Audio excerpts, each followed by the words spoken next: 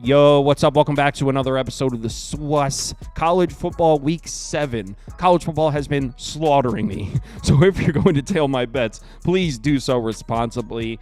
That being said, it's got to turn around, putting the work in, trying to turn this around. I'm laughing to keep from crying, as I said yesterday. But we got a big one here. Penn State on the road at USC. Let's do it. Welcome to the SWUS. The SWUS. SWUS. Hey, get the SWUS. All right, finally we see this Penn State team tested. They go on the road out to the West Coast. USC catching 5.5. I do see a 4.5. I see a 5. For the most part, this line's at 5.5, though. USC home dogs. Total sitting at 47.5 or 48, depending on your sports book. So let's get into this matchup. We'll start with the Penn State offense. Obviously, this is an offense that wants to run the ball. They're 12th in run frequency so far this year. Now, that could partially be a result of being up 20 points on the scoreboard for a lot this year. They haven't played the strongest of schedules.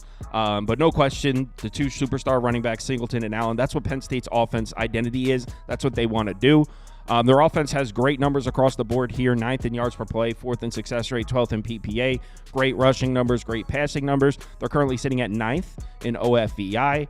Drew Aller's been next to perfect. Over 1,100 yards through the air, 10.7 yards per attempt, 9 touchdowns, 1 interception. Big time throw rate down at B- because, like I said, haven't really been tested yet. We haven't seen Drew Aller put in a position where he needs to make big throws. Which isn't a criticism of Drew Aller. That's a testament to how well Penn State's been playing and how they haven't really been tested in terms of their schedule. But we haven't seen Drew Aller put in that position yet. If you look at Penn State's schedule, the games coming up, we probably will see it soon. The Penn State passing numbers in the Illinois game don't look great. Just 135 passing yards in the game, 6.4 yards per attempt, but success rate per dropback is still up close to 48%. It wasn't so much that they weren't able to throw the ball in that game. I would say more so they just didn't throw the ball in the game. They did win the game by 2 touchdowns. It was close for a second, but if you watched it, Penn State was in control start to finish. Altmaier couldn't do anything against that Penn State defense. And if you look at the Penn State passing numbers on the year, look at the other 4 games not against Illinois.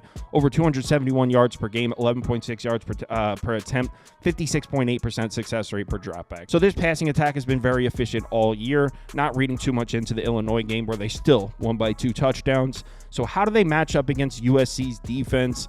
Well, this USC team is almost the complete opposite of Penn State in terms of they've definitely been tested. USC's been through the gauntlet. If you compare these two teams' strength of schedule, it's crazy. I mean, USC's played at Minnesota, at Michigan, LSU, even Wisconsin. I mean, Penn State's playing Bowling Green. So, yeah, USC's definitely been through the gauntlet. And you know what? Props to the USC defense because they look pretty good. Way better than the defense we saw from USC last year. They're sitting at 56 in effective rush, 20th in effective pass, 23rd in DFEI. Kind of tough to get a feel for them, though, because we've seen such extremes. In the LSU and Minnesota games, 8.45 yards per pass attempt against this USC defense, almost a 58% success rate per dropback. So the pass defense looked bad in the LSU and Minnesota games, but look at their numbers in the other 3 games against Wisconsin, Michigan, and Utah State. Just 105 passing yards allowed per game, 4.47 yards per attempt, 26.6% success rate per dropback. So in their other 3 games, this pass defense has looked elite, like beyond elite. Those are excellent numbers against the pass. So it's really just those 2 games against LSU and Minnesota where they struggled. Neither of those 2 games were home games for USC. And you know what? That's another thing to take note of. USC's been everywhere. Neutral site game against LSU. They went to Michigan. They went to the Big House. They went to Minnesota. USC's been everywhere. The only road game that Penn State has played so far is the opener in Morgantown against West Virginia. That was over a month ago, and West Virginia looks terrible. I mean, they are looking nothing like the football team we expected them to be. Not that Penn State doesn't deserve credit for that win. Of course they do. It was an impressive win, and it stayed under the total, which was all I cared about. But that was over a month ago against a West Virginia team we're now learning is pretty bad. It's also a lightning delay. That game got held up like 4 hours. Whatever. Regardless, I still stand by the fact that this Penn State team, not very tested. So in addition to the dramatic differences in strength of schedule, you also have to factor in that USC's been traveling all over the place, and Penn State's been sitting at home playing bad teams. Not a criticism of Penn State, just pointing it out. Now, Penn State's offensive line should definitely have the advantage in the trenches here. Here are the numbers from USC's defensive line. If you look at the numbers from Penn State's offensive line, much better. But keep in mind, I mean, we have to keep mentioning this, drastic difference in strength of schedules. If you look at the top, the PFF grades, those are schedule adjusted. Now, PFF, take it with a grain of salt, but Penn State's offensive line, 65th in run blocking grade, 72nd in pass blocking grade. And if you bring USC's defensive line numbers back on the screen and look at those top numbers, the PFF ones, 80th and 92nd. So Penn State should definitely have the advantage in terms of the offensive line against USC's defensive front, but it may not be as big of a gap as you think. Regardless, though, we do have to give Drew Aller some credit. Even though he hasn't seen a ton of pressure so far this year, when he has seen it, he's handled it pretty well. Again, I would argue that, he hasn't really been put in many difficult situations, but still, he deserves credit. Now, if you're looking to poke holes in this Penn State offense, you can look right here. Here are the numbers from the first 3 games against West Virginia, who, as we mentioned, that defense looks terrible. Bowling Green at home, Kent State at home. Sure, they're averaging over 41 points per game, over 53% success rate, 8.15 yards per play. Look at the numbers from the last 2 games. Yeah, success rate still looks good. The offense still looks okay, but yards per play down to 5.9, just 24 points per game against Illinois and UCLA. By the way, Illinois and UCLA, it's not like they're elite defenses, and both those games were at home in Happy Valley. Look at Penn State's rushing numbers when you isolate it to just last week's UCLA game. Just 2.83 yards per carry in the game, 85 yards rushing. Now, success rate still looks great, so this is still an efficient rushing attack. They got the 5 yards when they needed it, but still, we're seeing these elite offensive numbers that we saw from the first 3 weeks come down a bit the last 2 games. Now they're going to go on the road to USC, whose defense, by the way, looked awesome in both their home games. They've only played 2 home games so far this season. They're allowing just 10.5 points a game in them, 4.7 yards per play, 38.1% success rate. So this USC defense, when they have gotten the opportunity to play at home, has looked really good. Granted, those games were against Utah State. Cooper Lagos isn't even there anymore, and Tyler Van Dyke got hurt. Braden Locke was playing quarterback for Wisconsin. Neither of these offenses are comparable to Penn State, but still, USC has played very good defense in this building. I think Penn State's offense in for a bit of a wake-up call. Now, what about the other side? What do we think of the USC offense? Obviously, this is an offense looking to throw the ball with Miller Moss, sitting at 9th in pass frequency on the year. Offensive numbers are looking pretty good despite the schedule they've seen. They're 35th in yards per play, 14th in success rate, 29th in success rate per dropback, 9th in success rate per rush. So they've been very efficient with their offense. Miller Moss on the season, almost 1,400 yards passing, almost 7 yards per attempt, 9 touchdowns, 4 interceptions, a little bit concerning. And I'm also a little concerned that he did so much damage in that opener against LSU. 378 yards, over 10.5 yards per pass attempt, over 62% success rate per dropback, was looking elite. Since then, not that it's been bad, but just 271.5 yards per game, 6.18 yards per attempt is not very efficient. Now, 45.2% success rate per dropback still looks good, but not nearly as explosive as they looked in week 1. And similar to what we were saying about Penn State against West Virginia's defense, LSU's defense we thought was going to be improved this year.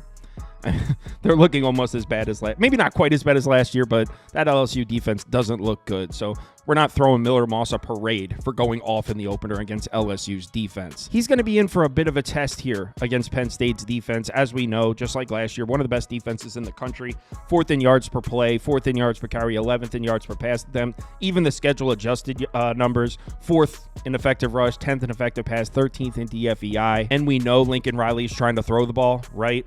Look at Penn State's numbers against the pass this year. 157 passing yards allowed per game, just 5.28 yards per attempt. Success rate per dropback under 32%. They've been elite against the pass. And in terms of the opponents they've seen, yes, they haven't seen very good teams, but they have seen some quarterbacks. West Virginia, Garrett Green can play. He's not terrible. Bowling Green's got Connor Bazelak. He's decent. He's a solid quarterback. Illinois, Altmaier's the man. So overall, the teams they've seen, not good, but they have seen some quarterbacks. Now, the USC offensive line has played pretty well this year, but still, they're going to be outmatched in this department. Penn State's defensive front, about as good as it gets in college football. I don't even need to read all these numbers off. Pretty much top 10 across the board. If you look at the USC offensive line numbers, not nearly as impressive, although they have played some tough defenses. On the road in Michigan, on the road in Minnesota. LSU, they do have some edge rushers, even though that defense isn't any good. Wisconsin, the defense is okay. So they've played a much tougher schedule here, but still, they're going to be outmatched by Penn State's defensive front. Some good news for USC would be Miller Moss actually has handled pressure pretty well. If you look at his splits when given a clean pocket and when pressured, he has done a decent job with that. So that's a positive sign for USC. And another positive sign for USC, something I was not expecting, on the road in Minnesota, they averaged over 6.1 yards per carry as a team. The run game was there. Obviously, this USC offense under Lincoln Riley, not really known for its rushing attack, 173 yards on the ground, 68% success rate per rush, over 6.1 yards per carry on the road in Minnesota. Look at the offensive line yards, generating a ton of space. That's on the road against PJ Fleck's defensive front, which is looking really strong this year. They brought back a lot of production from last season. That's impressive to run the ball on the road in Minnesota. And this Penn State run defense, obviously one of the best in the country, but we saw Bowling Green catch this team off guard and run the ball a little bit. Now, success rate 27% indicates that these numbers are a little bit skewed. They must have broke one long run to make them look like this. As we know, in the other games, nobody has run the ball in Penn State. Just 65.3 rushing yards allowed per game, just 2 yards per carry, 31% success rate. So no, teams have not really run the ball in Penn State at all, and I don't expect USC to do so, but that game in Minnesota might give James Franklin a little more to think about in terms of watching film this week. Maybe alters his defensive game plan a bit. That's all I'm saying. So where does that leave me in terms of placing a bet? I took the points. I already bet this. I took USC plus 5.5. I just can't get over the fact that USC has seen such a strong schedule. And Penn State, I mean, at West Virginia in the opener, okay, that's decent, but West Virginia looks bad, and they really haven't played much competition. They got Illinois at home coming off a huge upset. It wasn't even a great spot for Illinois. So I just can't get over the discrepancy in strength of schedule here. I think USC is able to play them close. I actually think they're live. I think USC could potentially win this game, but I just took the points. USC plus 5.5 for me. If you're tailing, please bet responsibly. I'm having trouble with college football. I've been getting crushed, so please be responsible with these bets. If you'd like to see all the bets I have open, head over to KyleKirms.com and click on Open Bets. You'll see all mine as well as everyone on the staff here. Live show Saturday morning, 10 a.m. Eastern time. We'll go through every single game on the board, or as many as we can. If you're able to make it, we'd love to see in the comments. Betting league. Oh, betting league. So the betting league starts early because we got Tuesday night games. So the betting league is actually starting on Tuesday now. So if you want to get in on the league, make sure you submit your picks in the Discord or on the website. Winner gets $150 on one of these trophies. So let's have ourselves a good college football week for a change. Getting crushed here. Please bet responsibly. Talk in the Discord.